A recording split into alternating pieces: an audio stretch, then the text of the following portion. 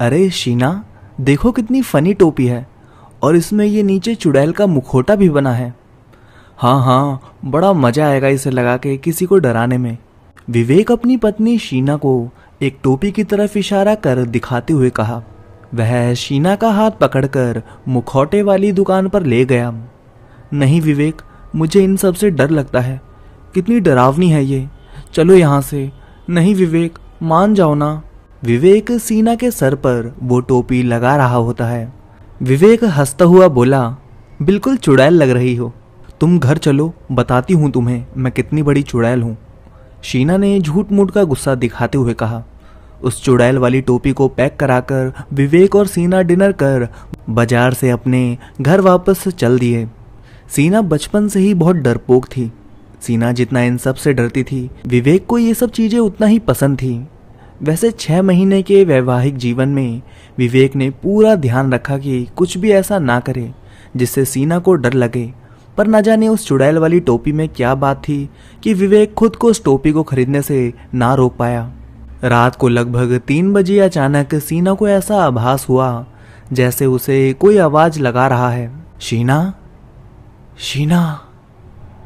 शीना उठती है और देखती है कि वह चुड़ैल की टोपी हवा में है और शीना को आवाज लगा रही है। उसे देख शीना की हालत खराब हो जाती है। वह पसीना पसीना हो गई। विवेक उठो, उठो ना विवेक, वो चुड़ैल वाली टोपी। क्या हुआ शीना डार्लिंग, इतनी रात को क्यों नींद खराब कर रही हो? वो चुड़ैल वाली टोपी अभी हवा में थी और मेरा नाम पुकार रही थी। क्या बकवास कर रही हो यार, वो बस एक मुखौटा है, डरने की भी कोई लिमिट होती है।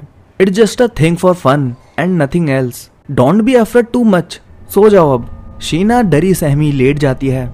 नींद तो उसकी आंखों से कोसों दूर थी। धीरे धीरे लेटे लेटे नींद ने उसे अपने आगोश में ले लिया।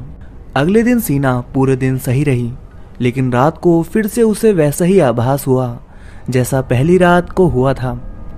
उसने विवेक को उठाया, लेकिन विवेक कोई भी बात मानने को तैयार नहीं था। उसने भी शीना को बोल दिया कि इस बार तुम्हारे मन के इस डर को निकाल कर ही रहूंगा। अब रोज रात को शीना का डर के मारे बुरा हाल रहता। कई रातें ऐसे ही गुजर गई।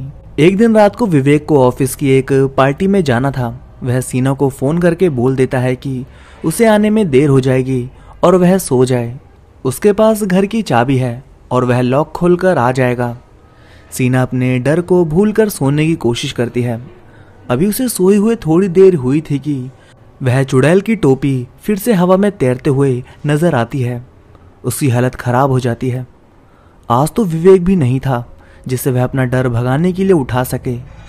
वह उठकर बाहर की तरफ भागती है और भागते भागते बालकनी में पहुंच जाती है।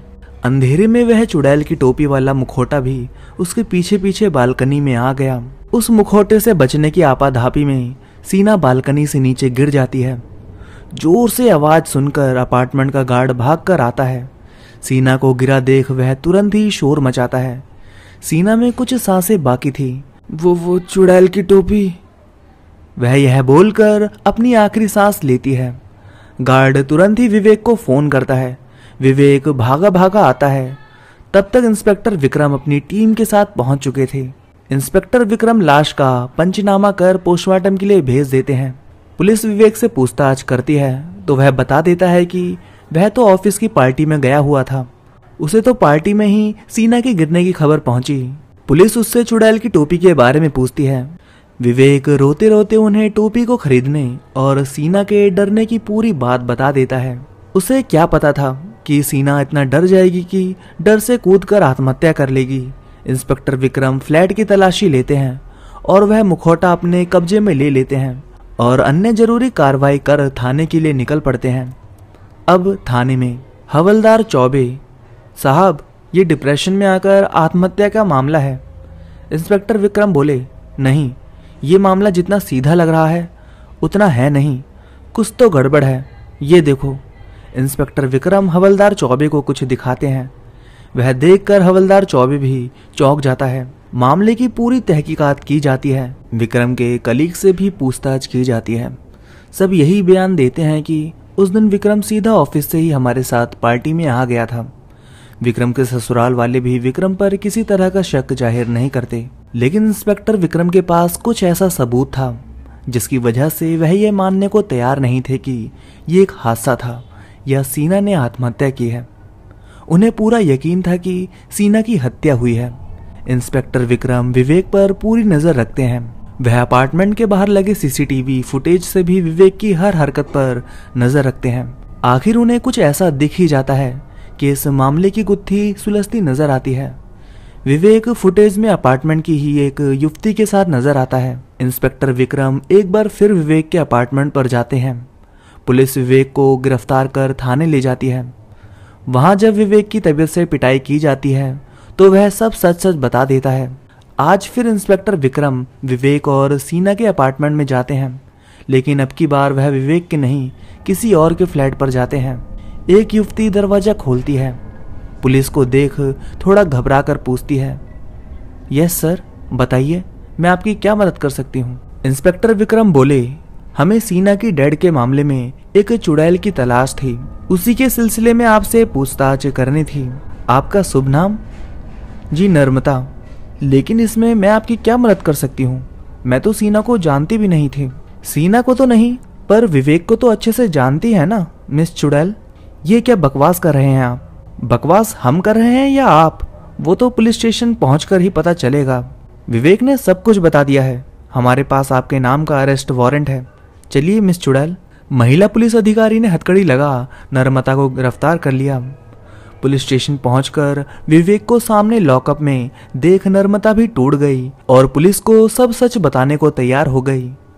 नर्मदा पुलिस को बताती है, विवेक और मैं कॉलेज टाइम से ही एक दूसरे को बहुत प्यार करते थे, लेकिन विवेक के घर वाले हमारी शादी के लिए किसी भी हालत में तैयार नहीं थे। विवेक की मां ने अपनी जान देने की धमकी देकर विवेक को सीना से शादी के लिए तैयार कर लिया। शादी के बाद विवेक को जब सीना के डर के बारे में पता चला तो हम दोनों ने मिलकर ये प्लान बनाया कि सीना को डरा डरा कर पागल साबित कर देंगे। इसी प्लान के तहत मैंने विवेक के ही अपार्टमेंट में एक फ्लैट किराए पर ले लिया था। एक दिन जब विवेक को वह चुड़ैल की टोपी वाली मुखौटा मिला तो उसे वह सीना को डराने के लिए बिल्कुल सही लगा। विवेक के घर की एक डुप्लीकेट चाबी मेरे पास थी। मैं रोज सीढ़ियों के रास्ते ही रात को जाती और सीना को वह मुखौटा पहन डराती थी। उस रात भी जब विवेक ऑफिस की पार्टी में गया हुआ था तो मैं चुपचाप विवेक के घर पर गई। उस रात शीना डरते डरते बालकनी में पहुंच गई और मुझसे बचने के चक्कर में लड़खड़ाकर बालकनी से गिर गई। सर सच मानिए, हमारा इरादा सीना को मारने का बिल्कुल भी नहीं था। हम तो बस उसे डराकर पागल साबित करना चाहते थे, जिससे विवेक उसे तलाक दे दे और हम दोनों शादी कर लें। देखिए मिस नम्रता, अब आपने जानकर मारा या अनजाने में, आपकी वजह से एक जान गई है। सजा तो आपको मिलेगी ही। वैसे आप जानना नहीं चाहेंगे कि हमें कैसे पता चला कि यह हादसा नहीं बल्कि इसके पीछे कोई है? इंस्पेक्टर विक्रम ने कहा। जी बिल्कुल, बताइए। आपके इन कलर्ड बालों ने आपकी और विवेक की पोल खोलने में हमारी बड़ी मदद की। उस टोपी के अंदर से हमें कुछ बाल मिले थे और वे बाल सीना के बालों से मैच नहीं हो रहे थे। तभी हमें शक हो गया था कि कोई और महिला है जिसने इसे पहना है। फिर हमने एक फुटेज में आपको और विवेक को साथ देखा तो हमारा शक यकीन में बदल गया। अगर आपके ये बाल उस टोपी में ना फंसे होते तो शायद हम आप तक कभी नहीं पहुंच पाते। उस चुड़ैल की टोपी ने ही मुजरिमों को पकड़ने में हमारी पूरी मदद की है। अब आप और विवेक जिंदगी भर जेल में चुड़ैल चुड़ैल वाला खेल खेलना। तो दोस्तों, यहाँ खत्म होती है आज की पहली कहानी। तो चलिए सुनते हैं आज की दूसरी कहानी। राहुल और गौरव दोनों कॉलेज के समय के दोस्त थे। इत्तेफाक से दोनों एक ही कंपनी में काम कर रहे थे। राहुल का नया नया प्रमोशन हुआ था। गौरव उसे बधाई देता है और उससे पार्टी मांगता है। राहुल उसे डिनर पर चलने को कहता है, लेकिन गौरव कहता है कि राहुल यार, तेरे 2 साल में 2 प्रमोशन हुए हैं और तू खाली डिनर पार्टी देकर पीछे छुड़ाना चाहता है। एक काम करते हैं, बहुत दिन हो गए कहीं घूमने गए। आशीष, शोभित, मैं और तू चलते हैं कहीं घूमने। फिर से अपने कॉलेज के दिन याद करेंगे। कह तो तू सही रहा है, अगले सप्ताह कई छुट्टियां भी हैं। बता कहाँ चलना है? उन दोनों से भी बात कर ले। राहुल को भी उसकी बात सही लगती है। ठीक है, मैं शाम को तुझे पूरा प्रोग्राम बताता हूँ। गौरव, आशीष और शोभित से बात कर शिमला का प्रोग्राम बना लेते हैं। चारों वहां पर एक होटल में कमरे भी बुक कर लेते हैं। छुट्टी शुरू होते ही वे चारों दिल्ली से शिमला के लिए निकल गए। चारों खूब मस्ती करते हुए हंसते गाते जा रहे थे। रास्ते में वे एक जगह खाना खाने के लिए उतरते हैं। बातों बातों में आशीष को पता चलता है कि कॉलेज के समय में उसकी गर्लफ्रेंड रति, जिससे वह बहुत प्यार करता था, उसे राहुल ने ही उससे दूर किया था। इस बात पर दोनों में बहुत जबरदस्त झगड़ा होता है। शोभित और गौरव बड़ी मुश्किल से उन दोनों को अलग करते हैं। एक बार को तो वे लोग वापस लौटने लगे, लेकिन गौरव बड़ी मुश्किल से आगे चलने के लिए सबको राजी करता है। वे लोग जैसे तैसे आगे का सफर पूरा करते हैं। रात तक वे शिमला पहुंच जाते हैं। होटल पहुंचकर चारों डिनर करते हैं और अपने अपने कमरे में आराम करने चले जाते हैं। रात के 11 बजे गौरव आशीष और शोभित को राहुल के कमरे में आने के लिए बोलता है। तीनों रात को 11 बजे राहुल के कमरे में होते हैं। गौरव अपने साथ विस्की की बोतल भी लाया था। गौरव राहुल और आशीष में सुलह कराता है और फिर चारों साथ बैठकर ड्रिंक करते हैं। रात के 12 बजे के आसपास तीनों अपने अपने कमरे में चले जाते हैं। सुबह 8 बजे गौरव, आशीष और शोभित तीनों उठ जाते हैं और साथ में चाय पीने के लिए बोलते हैं। वे लोग राहुल को फोन मिलाते हैं, लेकिन राहुल फोन ही नहीं उठाता। वे तीनों उसके कमरे पर जाते हैं। बहुत बार दरवाजा खटखटाने के बाद भी राहुल दरवाजा नहीं खोलता। होटल के मैनेजर को बुलाया जाता है। डुप्लीकेट चाबी से राहुल के कमरे का दरवाजा खोला जाता है। सब राहुल के कमरे में जाकर देखते हैं। राहुल अपने बिस्तर पर उल्टे मुंह गिरा हुआ था। जैसे ही उसे पलटकर सीधा किया जाता है, सबके मुंह से चीख निकल जाती है। राहुल का पूरा शरीर नीला पड़ चुका था। वह मर चुका था। उसे किसी ने जहर दिया था। गौरव, आशीष और शोभित को तो कुछ भी समझ नहीं आ रहा था कि ये सब क्या हो गया। पुलिस को खबर कर दी जाती है। इंस्पेक्टर विकास थापा अपनी टीम के साथ आते हैं और अपनी छानबीन शुरू करते हैं। कमरे में ड्रिंक के 4 गिलास रखे होते हैं, जिन्हें पुलिस अपने कब्जे में ले लेती है। इंस्पेक्टर थापा उन तीनों से पूछताछ करती है। तीनों ही बताते हैं कि रात के 12 बजे तक हम सब साथ थे। सबने साथ बैठकर ही ड्रिंक की थी। फिर वे लोग अपने अपने कमरे में आकर सो गए थे। तब तक तो राहुल बिल्कुल ठीक था। सुबह हमने जब चाय पीने चलने के लिए उसे फोन मिलाया तो उसने फोन ही नहीं उठाया। यहाँ आए तो दरवाजा भी नहीं खोला। फिर जो हुआ वो तो सबके सामने ही है। इंस्पेक्टर थापा को पूरा यकीन था कि कातिल इन तीनों में से ही कोई एक है, क्योंकि जहर हो ना हो ड्रिंक में ही मिलाकर दिया गया है। वह उन तीनों के साथ सख्ती से पूछताछ करते हैं। आप में से किसी का राहुल के साथ झगड़ा या कोई आपसी मनमुटाव था क्या? शोभित बोल पड़ता है। सर, शिमला आते वक्त आशीष और राहुल का आशीष की एक्स गर्लफ्रेंड को लेकर झगड़ा हुआ था और इन दोनों की सुलह कराने के लिए ही रात को हम लोग राहुल के कमरे में गए थे। फिर इन दोनों की सुलह के बाद हमने वहीं बैठकर ड्रिंक की थी। इंस्पेक्टर थापा बोले। क्यों मिस्टर आशीष, आपका क्या कहना है इस बारे में? सर, मैंने कुछ नहीं किया। मैं और राहुल तो कॉलेज टाइम से ही बहुत अच्छे दोस्त थे। हाँ, राहुल थोड़ा दिलफेक था। ये भी सच है कि मुझे कल ही पता चला था कि मेरी गर्लफ्रेंड को मुझसे छीनने वाला कोई और नहीं, राहुल ही था। इस बात पर थोड़ा मनमुटाव हो गया था, लेकिन इसका ये मतलब तो नहीं राहुल को मैंने मारा है। मेरा अपना परिवार है, बीवी है, बच्चा है। मुझे भला उसे मारकर क्या मिलता? गौरव भी तो उससे चिढ़ता था। आशीष कहता है। क्या बे, मैं क्या चिढ़ता था उससे? गौरव गुस्से में बोलता है। क्यों, उस दिन तुम ही तो कह रहे थे कि राहुल ने बॉस की चापलूसी कर 2 साल में 2 बार प्रमोशन ले लिया। एड़िया हम रगड़े और सारा क्रेडिट वो ले जाए। तुमने ही तो बोला था ना कि जी करता है बस क्या कर दूं राहुल का। कहीं तुमने तो ही नहीं? क्या बकवास कर रहे हो तुम? गौरव आशीष का गिरेबान पकड़ लेता है। मिस्टर, अपनी गर्मी थोड़ा शांत कीजिए, वरना इसे शांत करना हमें बहुत अच्छे से आता है। इंस्पेक्टर थापा उन दोनों को अलग करते हुए समझाते हैं। फिर वो शोभित की तरफ मुखातिब होते हैं। हाँ, क्या नाम बताया आपने? मिस्टर शोभित। आपके कैसे संबंध थे राहुल से? सर, वह तो हम सबका बहुत ही अच्छा दोस्त था। मैं तो उससे पूरे 2 साल बाद मिला था। मैं पिछले 2 साल से अमेरिका में था। अभी 1 महीना पहले ही वापस लौटा हूँ। ओके, जब तक तहकीकात पूरी नहीं हो जाती आप लोग शिमला छोड़कर नहीं जा सकते। इंस्पेक्टर थापा उन तीनों के बयान लेकर होटल के मैनेजर से बात करने चले जाते हैं। वह होटल में ठहरे सभी लोगों से पूछताछ करते हैं। राहुल की डेड बॉडी पोस्टमार्टम के लिए चली जाती है। कमरे में मिले गिलास और बोतल फोरेंसिक जांच के लिए चली गई। कमरे में हर जगह से फिंगरप्रिंट भी ले लिए गए थे। राहुल की कॉल डिटेल्स भी निकलवा ली गई थी। राहुल के घर वालों को भी खबर दी जाती है। वे लोग भी शिमला पहुंच जाते हैं। राहुल के परिवार में बस उसके माता पिता ही थे। इंस्पेक्टर थापा उन लोगों से भी राहुल की किसी आपसी रंजिश और उसके दोस्तों से उसके संबंधों के बारे में पूछते हैं, लेकिन उसके माता पिता किसी भी रंजिश से साफ इनकार कर देते हैं। दोस्तों के साथ संबंध के बारे में भी वे यही कहते हैं कि जहां तक उन्हें पता है चारों दोस्त तो बहुत ही अच्छे दोस्त थे।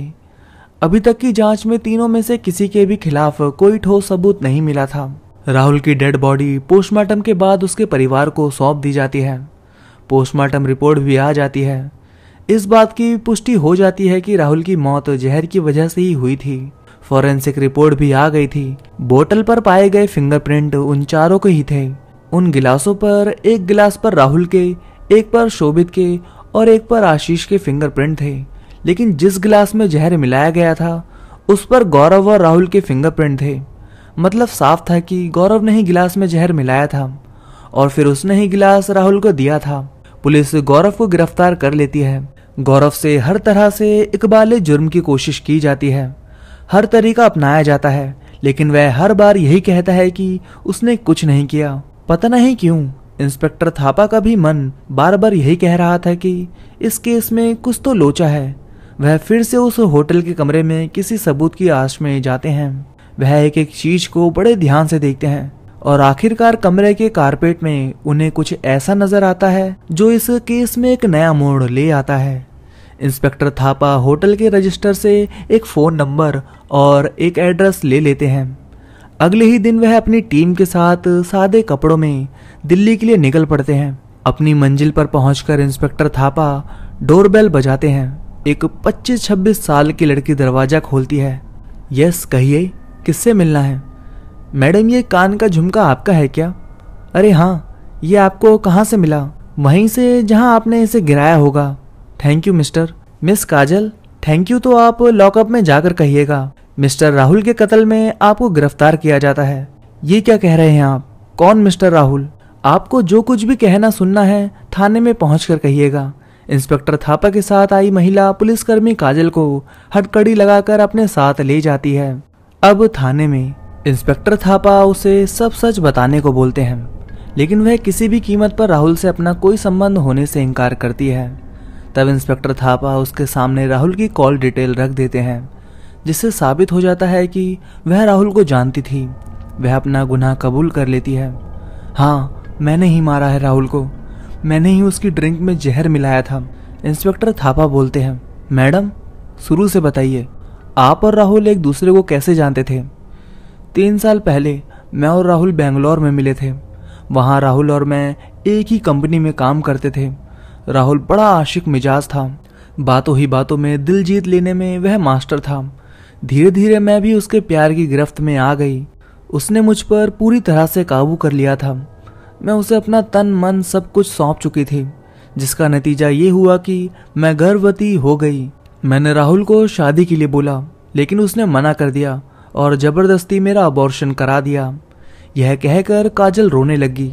इंस्पेक्टर थापा उसे पानी देते हैं। यह लीजिए, पानी पीजिए और आगे बताइए। उस अबॉर्शन में हुई कुछ कॉम्प्लिकेशन की वजह से मैं फिर कभी मां नहीं बन सकती। राहुल ने भी मुझसे बात करना बंद कर दिया और मुझे धोखा देकर मुझे बिना बताए ही दिल्ली आ गया। अभी 4 महीने पहले ही मैं नौकरी के लिए दिल्ली आई थी। 2 महीने पहले राहुल दिल्ली में मुझे एक मॉल में मिला। उसे देखते ही मेरे मन ने उससे बदला लेने की ठान ली थी। उसने फिर मेरी तरफ दोस्ती का हाथ बढ़ाया। मैंने भी अपना बदला लेने के लिए उसकी दोस्ती स्वीकार कर ली। मैं मौके की तलाश में ही थी कि राहुल ने मुझे अपने शिमला के प्रोग्राम के बारे में बताया और मुझे भी चलने के लिए बोला। उसका इरादा फिर से मेरा शोषण करने का था। मैंने भी उसकी हाँ में हाँ मिलाया। उसी होटल में रूम बुक कर लिया और एक दिन पहले ही आ गई। हम दोनों ने पहले ही रात को 12 बजे राहुल के कमरे में मिलने का तय किया था। उस रात जैसे ही राहुल के दोस्त कमरे से बाहर गई, मैं उसके कमरे में चली गई। मैंने हाथों में दस्ताने डाले हुए थे, जिससे कहीं भी मेरे फिंगरप्रिंट ना छूटे। राहुल को मैंने ही मेज से एक गिलास उठाकर ड्रिंक बना कर दिया और चुपके से उसमें जहर मिला दिया। बाकी तो सब आप जानते ही हैं। इंस्पेक्टर थापा, मैडम मानना पड़ेगा, प्लान तो आपने बहुत ही अच्छा बनाया था, लेकिन आपके कान के झुमके ने आपका खेल बिगाड़ दिया। उस दिन जब होटल में हम पूछताछ कर रहे थे, तभी मेरा ध्यान आपके कान पर गया था। आपके एक ही कान में झुमका था। बस जब कमरे में आपका झुमका मिला तो आपका बना बनाया खेल बिगड़ गया। आपके चक्कर में बेचारा एक बेगुनाह जेल में चक्की काटता, पर अब आप पूरी जिंदगी जेल में बिताएंगी। मैं मानता हूँ कि राहुल ने आपको धोखा देकर बहुत गलत किया, लेकिन आपने कानून अपने हाथ में लेकर उससे भी ज्यादा गलत किया, और गलती की सजा तो मिलनी ही है। गौरव को जेल से रिहा कर दिया जाता है। गौरव, आशीष और शोभित तीनों को राहुल की मर्डर मिस्ट्री सुलझ जाने की खुशी भी थी, पर अपने दोस्त को खोने का गम भी। तीनों शिमला की बुरी यादों के साथ वापस दिल्ली के लिए निकल जाते हैं। तो दोस्तों, यहाँ खत्म होती है आज की दूसरी कहानी। तो चलिए दोस्तों, सुनते हैं आज की तीसरी कहानी।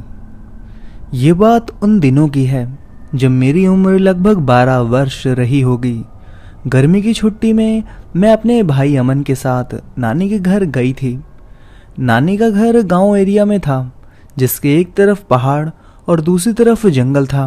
गांव में मेरी 2 सहेलियां सिया और रानी थी, जो पड़ोस वाले मामा जी की लड़कियां थीं।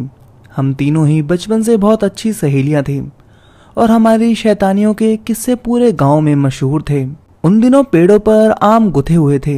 यूं तो नाना जी के घर आम की कमी नहीं थी, लेकिन मुझे पेड़ से तोड़कर आम खाना अच्छा लगता था।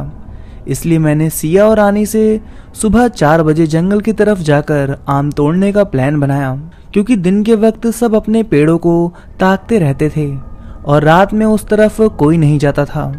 उस रात हम छत पर सोए और रात में अचानक नींद खुल गई और छत से रुपट्टे का सहारा लेकर हम पीछे की तरफ उतरकर जंगल की तरफ जाने लगे।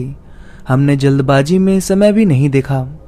रास्ते में घंघोर अंधेरा छाया था और हम तीनों बातें करते हुए अपनी मस्ती में चले जा रहे थे। जंगल की तरफ से जंगली जानवरों की आवाजें आ रही थी, लेकिन सच बताऊं, उस वक्त तक हमको डर शब्द का मतलब भी नहीं पता था। हमें किसी से डर नहीं लगता था। हम तीनों जैसे ही जंगल के पास पहुंचने वाले थे, हमें लगा हमारे पीछे कोई और आ रहा है।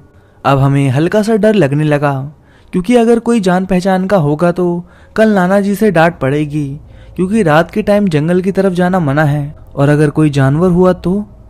अब हम तीनों धीरे धीरे चलने लगे, लेकिन पीछे पलटकर नहीं देखा। उसके चलने की आवाज भी अब धीरे हो गई थी। जैसे ही जंगल के अंदर प्रवेश करना था तो हम लोग वहीं रुक गए। वो परछाई अब धीरे धीरे हमारे पास आ रही थी।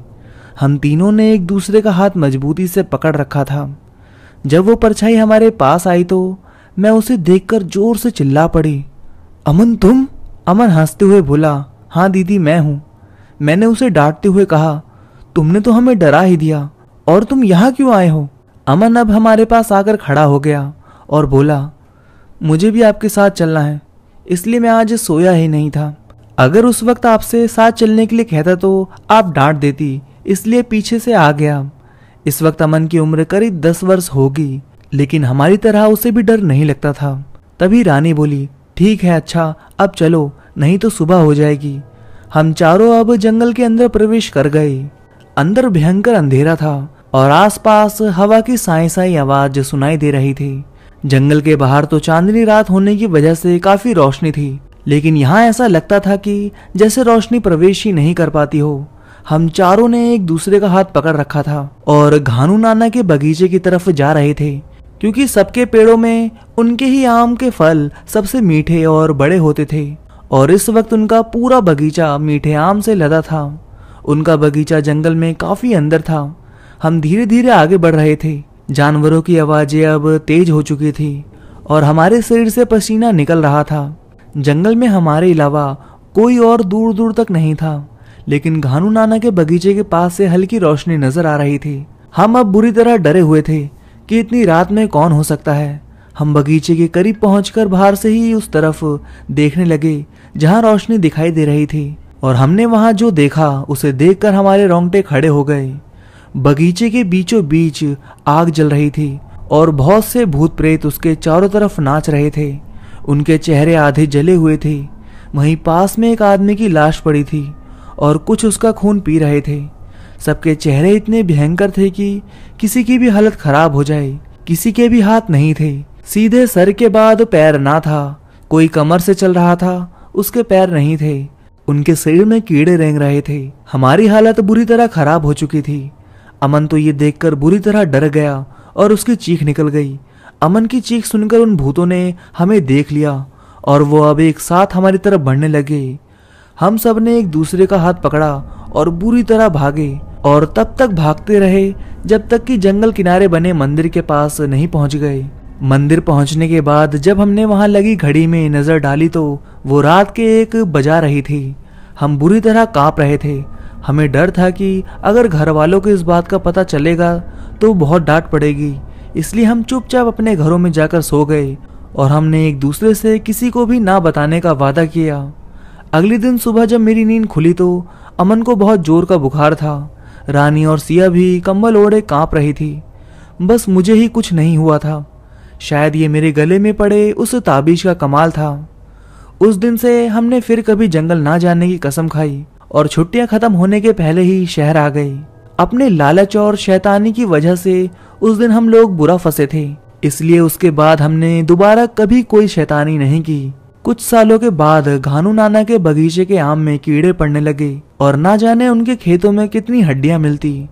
लोग अब उधर जाने से डरते हैं। वो लोग कौन थे और क्या थे, ये आज भी सबके लिए एक राज है।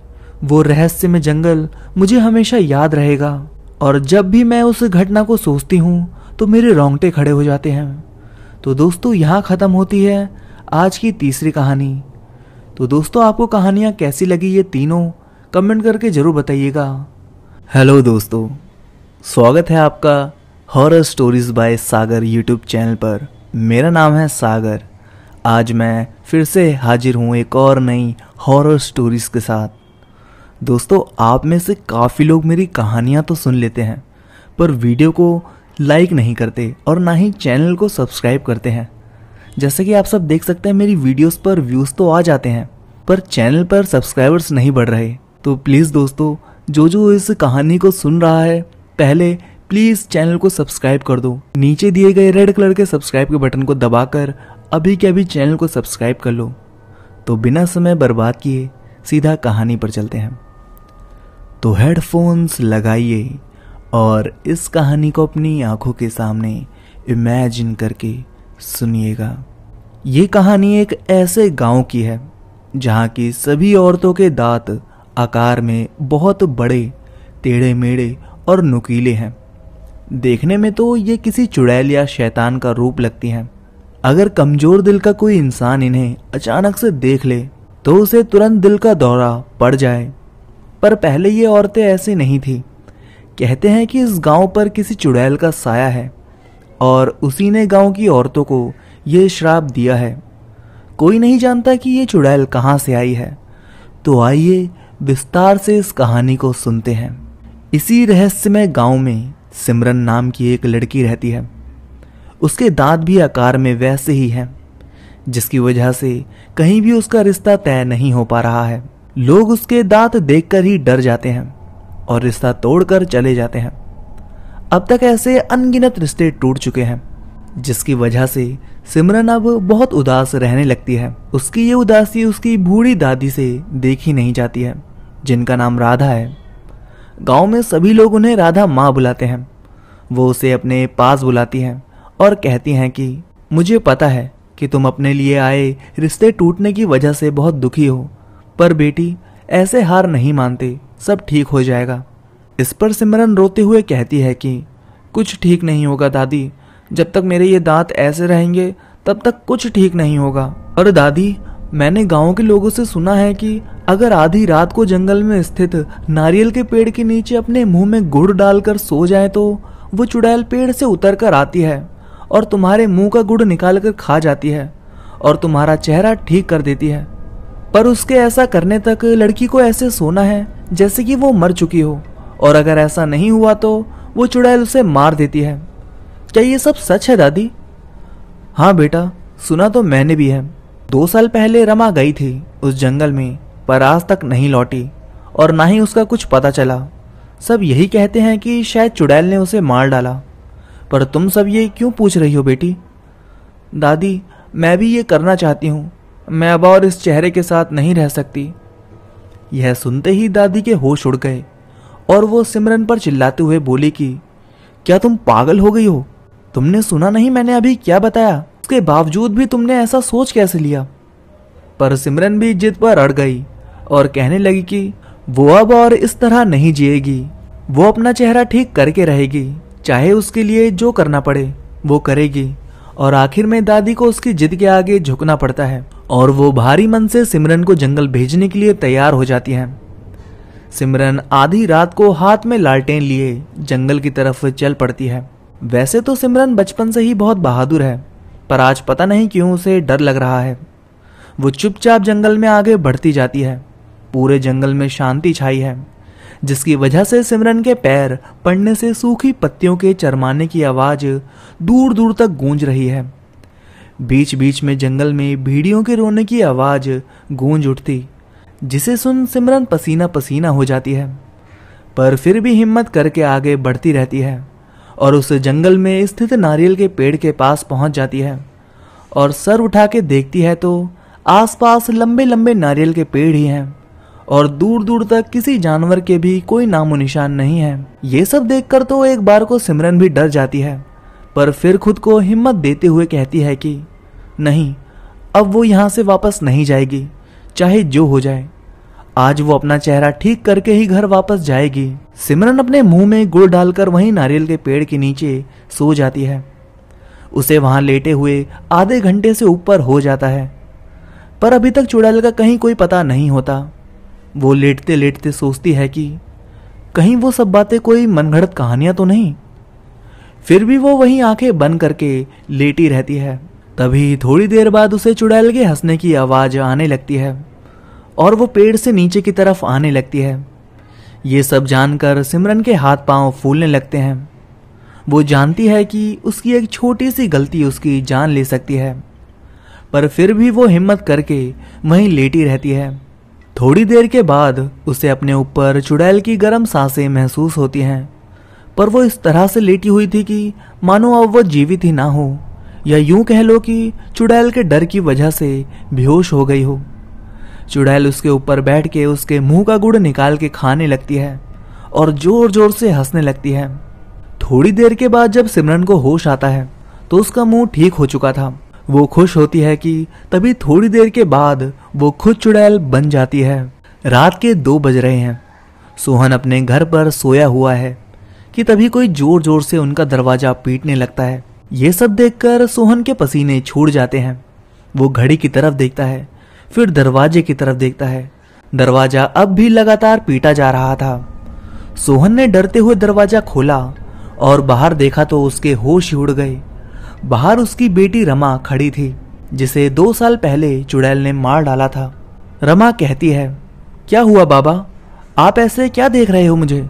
और देखो मैं बिल्कुल ठीक भी हो गई हूँ, अब आपको मेरे लिए परेशान होने की कोई जरूरत नहीं है। पर सोहन उसे एक टक देखता रहता है, पर बोलता कुछ नहीं है। इस पर रमा थोड़े चिढ़ते हुए कहती है, क्या हुआ बाबा, आप ऐसे क्या देख रहे हो? यह कहते हुए वो रुक जाती है और घर में स्थित उसके फोटो पर हार चढ़ा देख उसके तो होश ही उड़ जाते हैं और वो वहीं बेहोश होकर गिर जाती है। सुबह जब उसे होश आता है तो वो देखती है कि सोहन उसके पास ही बैठा है। इस पर वो सोहन से पूछती है कि ये सब क्या है बाबा, और ये मेरी फोटो पर हार कैसा? इस पर सोहन कहता है कि तुम 2 साल कहाँ थी बेटी, हमें तो लगा कि चुड़ैल ने तुम्हें मार दिया। ये सुन के तो रमा के होश ही उड़ गए और वो कांपते हुए बोली, 2 साल कैसे, मैं अभी कल ही तो गई थी। अब चौंकने की बारी सोहन की थी। दोनों थोड़ी देर ऐसे ही चुपचाप बैठे रहते हैं। फिर थोड़ी देर बाद सोहन कहता है कि इन सब सवालों के जवाब तो अब राधा माँ ही दे सकती हैं, क्योंकि उन्हें ही उस चुड़ैल और उस पेड़ की ज्यादा जानकारी है। चलो उनके पास। और वो लोग राधा माँ के घर की तरफ चल देते हैं। जब वो लोग राधा माँ के घर पहुंचते हैं तो देखते हैं कि राधा माँ बहुत परेशान हैं, रो रही हैं। इस पर जब सोहन उन्हें पूछता है कि क्या हुआ, तो वो खुद को संभालते हुए उसे सिमरन से जुड़ी सारी बातें बता देती हैं। जब सोहन उन्हें अपने आने की बात बताता है तो उसे सुन के वो और रोने लगती हैं और कहती हैं कि मुझे पता चल गया है कि सिमरन के साथ क्या हुआ है। इस पर सोहन उन्हें पूछता है तो राधा माँ कहती हैं कि चुड़ैल का अलग ही रहस्य है, वो जिसके मुंह का गुड़ खाती है उसी के शरीर में प्रवेश कर लेती है और दूसरा शरीर मिलने पर पहले वाले को छोड़ देती है। पहले वो रमा के शरीर में थी और रमा 2 साल चुड़ैल बन के नारियल के पेड़ पर रही। पर जब 2 दिन पहले उसे सिमरन का शरीर मिला तो उसने रमा को छोड़ दिया और सिमरन के शरीर में चली गई है। इसलिए अभी भी सिमरन घर वापस नहीं लौटी, ऐसा बोल के वो रोने लगती है। रमा सुन खड़ी सब सुनती रहती है। फिर थोड़ी देर बाद सोहन कहता है कि मैं सिमरन को वापस लेकर आऊंगा, क्योंकि उसी की वजह से मेरी बेटी वापस लौटी है। क्या कोई रास्ता नहीं है राधा माँ? इस पर राधा माँ कहती हैं कि रास्ता तो है, पर उसमें बहुत खतरा है। तुम्हारी ये गलती जानलेवा साबित हो सकती है। इसके बावजूद क्या तुम तैयार हो? इस पर सोहन कहता है कि हाँ, मैं तैयार हूँ। तो राधा माँ उसे अपने योजना के बारे में बताती हैं। अगले दिन आधी रात को सोहन अपने एक दोस्त राजू के साथ निकल पड़ता है गाड़ी में। राजू उससे पूछता है कि हम कहाँ जा रहे हैं? तो सोहन उसे कहता है कि थोड़ी ही देर में तुम्हें सब पता चल जाएगा, और गाड़ी चलाता रहता है। थोड़ी देर बाद वो लोग जंगल वाले रास्ते से गुजरते हैं, जिसे देखकर राजू डर जाता है और डरते हुए कहता है कि क्या तुमने इस रास्ते के बारे में सुना नहीं है जो यहाँ से जा रहे हो? पर सोहन कुछ नहीं बोलता। इस पर राजू को गुस्सा आ जाता है और वो सोहन पर चिल्लाते हुए पूछता है कि आखिर तुम मुझे बताओगे कि हम जा कहाँ रहे हैं और क्यों? इस पर सोहन एक गहरी सांस लेते हुए कहता है कि हम मुर्दा घर जा रहे हैं, एक डेड बॉडी लेने। और फिर वो उसे विस्तार से सारी बात बता देता है जो राधा माँ ने उसे बताया था। ये सब सुन के तो राजू डर जाता है और डरते हुए पूछता है कि अगर उस चुड़ैल ने हमें कोई नुकसान पहुंचा दिया तो? इस पर सोहन उसे कहता है कि नहीं, वो चुड़ैल नारियल के पेड़ से कहीं नहीं जा सकती, क्योंकि उसे श्राप है, ऐसा राधा माँ ने कहा था। इसी तरह दोनों बातें करते हुए मुर्दा घर पहुंच जाते हैं और वहां के कर्मचारियों को पैसे देके उनसे एक लड़की की लाश ले लेते हैं। क्योंकि वो लाश लावारिस थी तो उन्हें भी कोई ज्यादा फर्क नहीं पड़ा। सोहन और राजू ने लाश को डिग्गी में डाला और चल पड़े जंगल की तरफ। दोनों के दिल जोर जोर से धड़क रहे थे। थोड़ी ही देर के बाद वो लोग पहुंच गए नारियल के पेड़ के पास और गाड़ी में से लड़की की लाश निकालकर उसे पेड़ के पास ले गए और उसके मुंह में गुड़ भर दिया और खुद थोड़ी दूर झाड़ियों में जाकर छिप गए और चुड़ैल के आने का इंतजार करने लगी। थोड़ी ही देर में उन्हें चुड़ैल के जोर जोर से हंसने की आवाज आने लगी और चुड़ैल उन्हें पेड़ से नीचे आते हुए दिखी। ये दृश्य देखकर दोनों के होश उड़ गए। चुड़ैल उस लाश के मुंह से गुड़ निकाल के खाने लगी और थोड़ी देर में ही बेहोश होकर नीचे गिर पड़ी। तभी सोहन और राजू ने देखा कि वो लाश खुद ब खुद पेड़ पर जाने लगी। इधर सिमरन को होश आया तो उसने अपने चेहरे को छुआ तो वो अब बिल्कुल ठीक थी। ये देखकर उसे बहुत खुशी हुई, पर तभी खुद को जंगल में पाकर वो थोड़ी सी डर गई और उठ के जल्दी जल्दी अपने गांव की तरफ चल दी। तभी उसे थोड़ी दूर पर अपने गांव के सोहन चाचा दिखे और वो भाग के उनके पास चली गई और वो लोग उसे गाड़ी में बिठा के फराटे के साथ गांव की तरफ चल दिए। वहीं दूसरी तरफ वो चुड़ैल नारियल के पेड़ से हंसते हुए उतरी और गांव की तरफ चल दी, जैसे सालों से उसे इसी पल का इंतजार था। सुभाष अपने घर पर सो रहा होता है कि उसके घर का दरवाजा कोई जोर जोर से पीटने लगता है। सुभाष पहले तो अलसाता है, पर दरवाजा लगातार पीटे जाने की वजह से वो बेड से उतरता है और घड़ी की तरफ देखता है तो उसमें रात के 1 बज रहे होते हैं। फिर वो आने वाले को भद्दी भद्दी गालियां देते हुए दरवाजे की तरफ बढ़ता है और दरवाजा खोलता है, पर बाहर कोई नहीं होता है। वो आवाज लगाकर भी पूछता है, पर उसे कोई जवाब नहीं मिलता। वो बड़बड़ाता हुआ दरवाजा बंद करने वाला ही होता है कि तभी उसके सामने वही चुड़ैल आ जाती है। चुड़ैल को अपने सामने देखकर सुभाष के तो होश ही उड़ गए और वो धड़ाम से नीचे गिर गया और पीछे पीछे सरकने लगा। उसे ऐसा करता देख चुड़ैल एक भयंकर गर्जना के साथ अंदर आने लगी और जोर जोर से हंसने लगी। इस पर सुभाष बोला कि तुम वापस नहीं आ सकती, ये सच नहीं हो सकता, तुम तो मर चुकी थी। और वो डर से कांपने लगा। पर इस पर चुड़ैल हंसते हुए बोली कि मैंने कहा था ना कि मैं वापस आऊंगी, तो ले देख मैं वापस आ गई। और जोर जोर से हंसने लगी। फिर फुफकारते हुए बोली कि बहुत शौक है ना तुझे दूसरों पर पत्थर फेंकने का। उनकी आंखें फोड़ने का। तो ले तेरा ये शौक आज मैं पूरा कर देती हूँ। और ऐसा बोल के जोर जोर से हंसने लगती है। सुभाष गिड़गिड़ाने लगता है और खुद को छोड़ने के लिए कहता है, पर चुड़ैल उसकी एक नहीं सुनती और अपना एक हाथ किसी हथियार की तरह नुकीला बनाकर सुभाष की एक आंख के आर पार कर देती है, जिससे सुभाष दर्द से बिलबिलाने लगता है और चुड़ैल से खुद को छोड़ने की दुहाई मांगने लगता है। पर चुड़ैल उसकी एक नहीं सुनती और उसे बड़ी बेरहमी से मार देती है और फिर जोर जोर से हंसते हुए वहां से गायब हो जाती है। सूरज को आज घर वापस लौटने में देर हो गई थी। वैसे तो वो हमेशा 6 या 7 बजे तक घर वापस आ जाता है, पर आज उसे लौटने में रात के 10 बज गए थे। दरअसल सूरज कपड़ों का व्यापारी है और बाजार में उसकी खुद की दुकान भी है और वो हमेशा अपने दुकान पर मौजूद रहता है। उसके दुकान पर ज़्यादातर बनारसी साड़ियों की बिक्री होती है, जिसकी वजह से हमेशा उसकी दुकान पर भीड़ लगी रहती है। पर हर रोज की अपेक्षा आज कुछ ज़्यादा ही भीड़ लगी थी उसकी दुकान पर, जिससे उसे आज बहुत ज़्यादा मुनाफा हुआ था। और इसी खुशी में वो शराब के ठेके पर चला गया और जमकर शराब पी, जिसकी वजह से उसे समय का पता ही नहीं चला। अगर दुकानदार आकर उसे नहीं बोलता कि अब दुकान बंद करने का समय हो गया है, तो वो थोड़ी देर और बैठ के शराब पीता। वो दुकानदार पर चिल्लाते हुए वहां से उठकर जाने लगा, पर नशा उस पर पूरी तरह से हावी हो गया था, जिसकी वजह से उसके कदम सीधे नहीं पड़ रहे थे। फिर भी वो लड़खड़ाता हुआ अपनी ही धुन में चले जा रहा था। वो जिस रास्ते से घर जाता था वो वही जंगल वाला रास्ता था, जहां पर वो नारियल का पेड़ था जिस पर उस चुड़ैल का साया था। सूरज वहां से निकल ही रहा था कि उसे अपने पीछे किसी औरत की आवाज आई, जो उसे उसके नाम से बुला रही थी।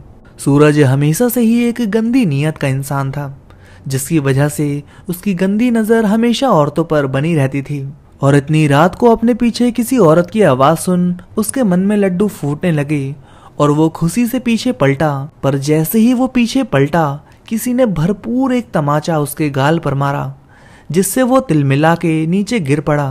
कुछ पलों के लिए तो उसकी आंखों के आगे अंधेरा छा गया था, पर जब थोड़ी देर बाद उसे होश आया तो अपने सामने देखते ही उसकी डर से हालत ही खराब हो गई। उसकी हलक से आवाज तक नहीं निकल रही थी, क्योंकि उसके सामने वही चुड़ैल खड़ी थी। गुस्सा उसकी आंखों से अंगारों की तरह बरस रहा था। उसने गुर्राते हुए उससे कहा, क्या हुआ सूरज बाबू, पहचाना नहीं क्या? और वो जोर जोर से भयानक हंसी हंसने लगी और उसकी तरफ आगे बढ़ने लगी। पर डर की वजह से सूरज की हालत इतनी खराब हो गई थी कि वो अपनी जगह से हिल भी नहीं पा रहा था और ना ही मदद के लिए किसी को आवाज लगा पा रहा था। चुड़ैल उसकी तरफ गुस्से में फुफकारते हुए बढ़ने लगी और बोलने लगी, क्या हुआ, डर लग रहा है? बहुत शौक है ना तुझे दूसरों को दर्द देने का, तो जब अपनी बारी आई तो डर कैसा सूरज बाबू? और ऐसा बोल के जोर जोर से हंसने लगती है। इस पर सूरज उससे गिड़गिड़ाते हुए खुद को जाने देने के लिए कहने लगा और कहने लगा कि मुझे जाने दो, मुझे माफ कर दो। इस पर चुड़ैल गुर्राते हुए बोली, तुझे जाने दो? तुझे? मुझे किसने जाने दिया था? नहीं सूरज बाबू, आज मैं तुम्हें जाने नहीं दूंगी। और ऐसा बोलते ही सूरज खुद ब खुद नारियल के पेड़ की तरफ घसीटने लगा और देखते ही देखते नारियल के पेड़ से एक रस्सी का फंदा नीचे आया और सूरज के गले में आ पड़ा।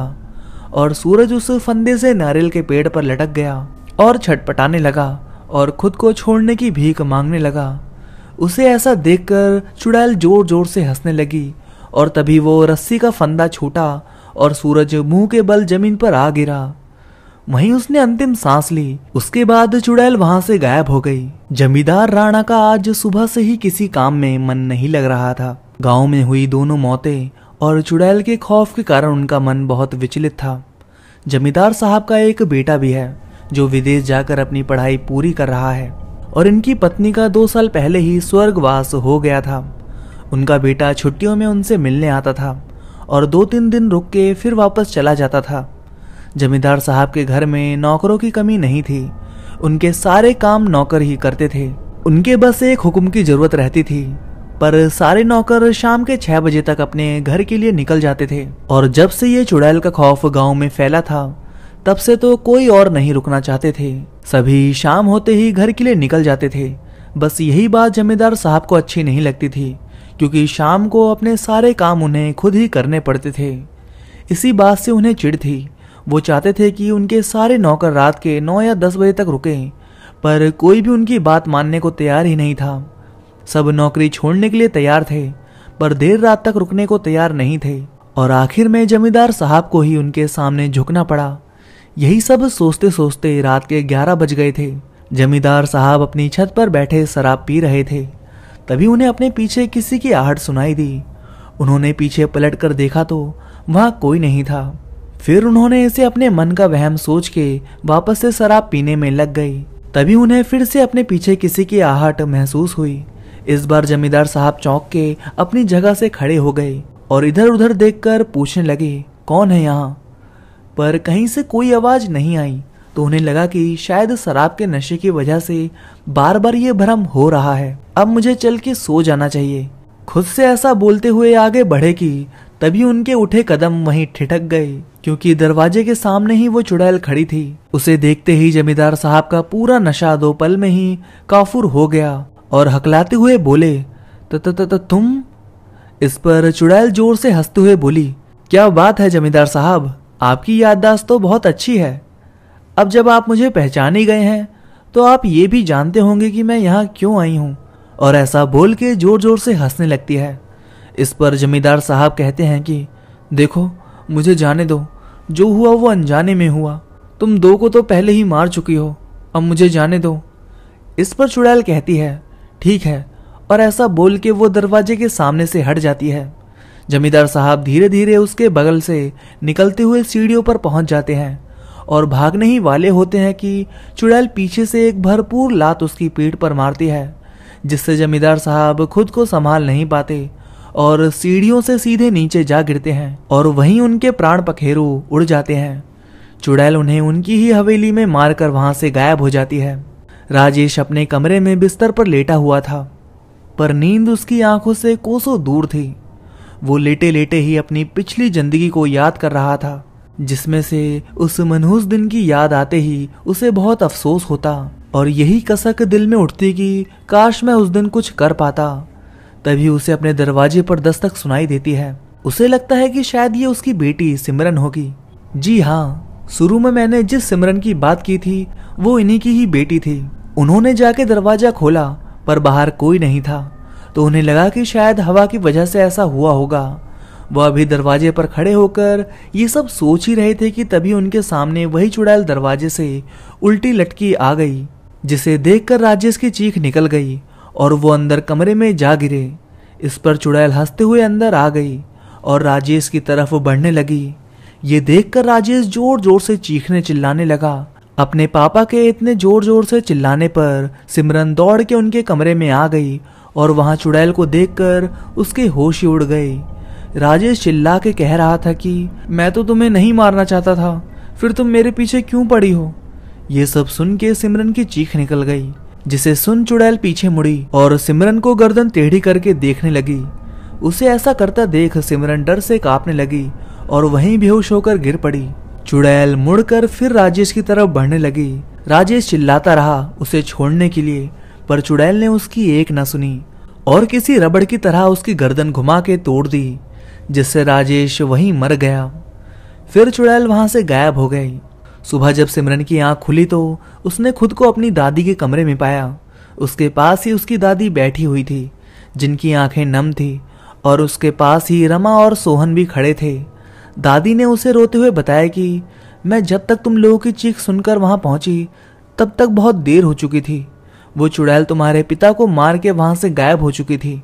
ये सुन के सिमरन जोर जोर से रोने लगी और बोली कि मुझे भी तो उस चुड़ैल ने देखा था, फिर मैं कैसे बच गई?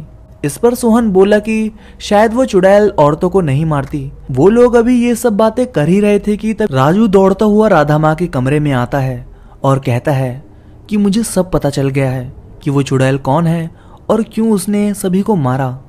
सब उत्सुकता से राजू की तरफ देखने लगते हैं। फिर राजू राधा माँ से कहता है कि राधा माँ, आपको याद है बहुत पहले अपने गांव में लीना नाम की एक औरत ना जाने कहां से रहने आ गई थी। इस पर राधा माँ कहती हैं कि हाँ बेटा, मुझे याद है, पर उन सबका ये सबसे क्या लेना देना? वो तो फिर एक दिन ना जाने अचानक से कहीं चली गई और उसका कुछ पता नहीं चला कभी। इस पर राजू कहता है कि पर मुझे सब पता है। बहुत पहले अपने गांव में लीना नाम की वो औरत ना जाने कहां से काम की तलाश में रहने आ गई थी। गांव के बाहर ही उसने अपनी झोपड़ी बना ली थी और वो काम की तलाश में गांव-गांव में भटकने लगी। उसी सिलसिले में उसकी मुलाकात अपने गांव के जमींदार राणा साहब से हुई थी। राणा जी के खुद के कारखाने थे, उन्हें भी और मजदूरों की जरूरत थी, तो उन्होंने भी लीना को काम पर रख लिया। उन्होंने लीना को अपने मुंह पर हमेशा एक कपड़ा बांध कर रखे देखा था। उसने कई बार लीना से इस बारे में पूछा भी, पर लीना हमेशा यही कहती कि मुंह पर कपड़ा बांध के रखना मेरी मजबूरी है, पर मैं काम के मामले में कभी आपको शिकायत का मौका नहीं दूंगी। लीना सच में एक बहुत ही मेहनती औरत थी। काम के मामले में वो कोई आनाकानी नहीं करती थी। उसके काम करने के तरीके से राणा साहब भी बहुत संतुष्ट रहते थे और इसी तरह सबके दिन बीत रहे थे। पर वो मनहूस दिन भी आ ही गया जिसने सब कुछ बदल कर रख दिया। एक दिन लीना अपना काम कर रही थी कि ना जाने कहां से एक हवा का झोंका आया और लीना के मुंह पर बंधा कपड़ा खुलकर गिर गया, जिससे उसके भयानक लंबे और नुकीले दांत बाहर दिखने लगे। पर वो समय दोपहर का खाना खाने का था, तो सभी मजदूर खाना खाने घर गए हुए थे, इसीलिए किसी ने लीना को ऐसे नहीं देखा। पर उसी समय ना जाने कहां से राणा साहब का बेटा वहां खेलते हुए आ गया और लीना का ऐसा रूप देख के डर गया। डर से उसकी हालत खराब हो गई, उसके मुंह से आवाज तक नहीं निकल रही थी और वो डर से थर थर कांपने लगा। उसकी ऐसी हालत देख लीना उसके पास गई और झुक के उसके पास बैठ के उसे समझाने लगी और उससे ना डरने के लिए बोलने लगी। पर तभी ना जाने कहां से राणा साहब के लड़के में इतनी हिम्मत आ गई कि वो जोर जोर से गला फाड़ के चिल्लाने लगा। लीना उसे शांत ही करा रही थी कि तभी न जाने कहां से राणा साहब वहां पर आ गए और लीना का ऐसा रूप देख वो डर से कांप उठे। पर उनके वहां आने से पहले ही उनका लड़का डर से बेहोश हो गया था। राणा साहब झुककर उसे उठाने लगे, पर वो नहीं उठा, जिसे देख राणा साहब का गुस्सा 7वें आसमान पर पहुंच गया। उन्हें लगा कि उनका बेटा अब कभी नहीं उठेगा। वो गुस्से में लीना की तरफ पलटे और वो उससे गरजते हुए बोले कि वो उनके बेटे के साथ अभी क्या करने वाली थी। लीना को ऐसे सवाल की उम्मीद नहीं थी और वो डर भरी नजरों से राणा साहब की ओर देखने लगी। उसकी तरफ से कोई जवाब ना पाकर राणा साहब गुस्से से तिलमिला उठे और जाके लीना का गला दबाने लगे और उससे बार बार एक ही सवाल पूछते कि वो यहाँ किस मकसद से आई है। लीना उन्हें बार बार समझाती रही, खुद को छोड़ने के लिए मिन्नतें करती रही, पर राणा साहब ने उनकी एक ना सुनी। राणा साहब ने जल्द ही अपने सभी दोस्तों को बुला लिया, जिसमें सूरज, सुभाष और सिमरन के पापा धीरज भी शामिल थे। वो लोग लीना को लेकर जंगल में चले गए और वहां ले जाकर उसी नारियल के पेड़ से उसे बांध दिया। वो रोती रही, चिल्लाती रही कि उसे छोड़ दो, वो यहाँ से बहुत दूर चली जाएगी और फिर कभी लौट के वापस नहीं आएगी। सिमरन के पापा धीरज ने कहा भी कि जब वो इतना गिड़गिड़ा रही है तो उसे जाने ही देते हैं, पर किसी ने भी उनकी एक नहीं सुनी। वो लोग उसे डायन, चुड़ैल और पता नहीं क्या क्या उपाधियां देने लगे और साथ ही साथ गंदी और भद्दी गालियां देने लगे। तभी सुभाष ने एक पत्थर उठाया और उसे लीना को दे मारा, जो सीधा उसकी एक आंख पर जा लगा और तुरंत ही उसकी एक आंख बाहर निकल के जमीन पर गिर पड़ी और वो दर्द से तड़प उठी। इतना सब होने के बाद भी किसी को उस पर तरस नहीं आया। सिमरन के पापा धीरज को ये सब अच्छा नहीं लग रहा था, पर उन्हें पता था कि यहाँ उनकी कोई सुनने वाला नहीं है। तभी ना जाने कहां से सूरज एक रस्सी लेकर आया और उसे लीना के गले में बांधकर वहीं नारियल के पेड़ से लटका दिया। वो चिल्लाती रही कि वो बचपन से ही ऐसी है, वो कोई चुड़ैल नहीं है, उसके ये दांत पैदाइश हैं, पर किसी ने उसकी बात नहीं मानी।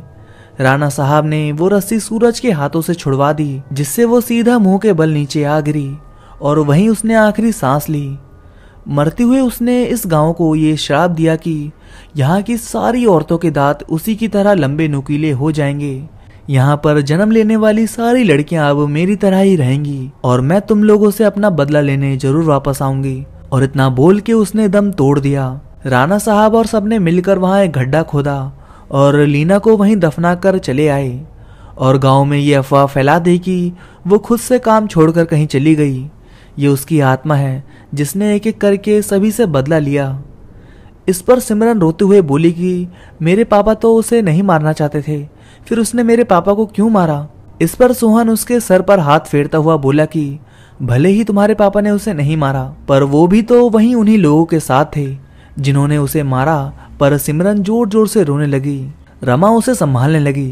तभी इतनी देर से खामोश दादी ने उससे पूछा कि उसे ये सब कैसे पता? तो राजू ने बताया कि सूरज मरने से पहले उससे शराब के ठेके पर मिला था, और जब बातों ही बातों में चुड़ैल का जिक्र आया तो उसने मुझसे ये सब बताया। अब सभी वहां पर खामोश बैठे थे। सभी को अब चुड़ैल के लिए बहुत बुरा लग रहा था और उससे हमदर्दी हो रही थी। और दादी ने कहा कि शायद अपना बदला लेने के लिए ही आज तक वो चुड़ैल बन के भटक रही थी, और आज उसका बदला पूरा हो गया। अब उसकी आत्मा को शांति मिलेगी।